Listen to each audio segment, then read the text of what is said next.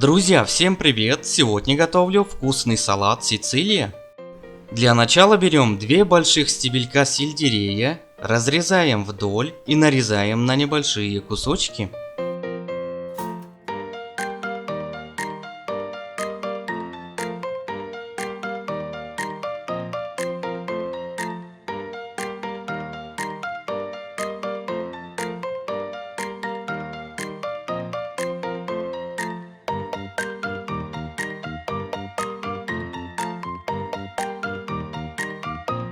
250 грамм помидоров черри разрезаем пополам.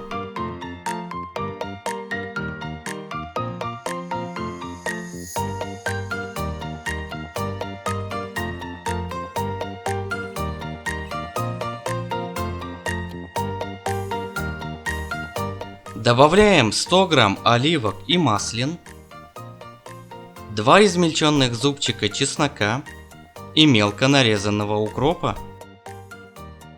Заправляем салат 2 столовые ложки растительного масла, 1 столовая ложка яблочного уксуса, щепотка соли и перца.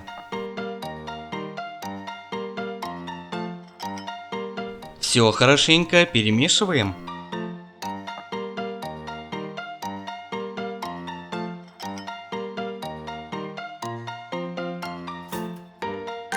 Вот такой вкусный салат у меня получился. А на этом у меня все. Всем спасибо за просмотр. Всем пока.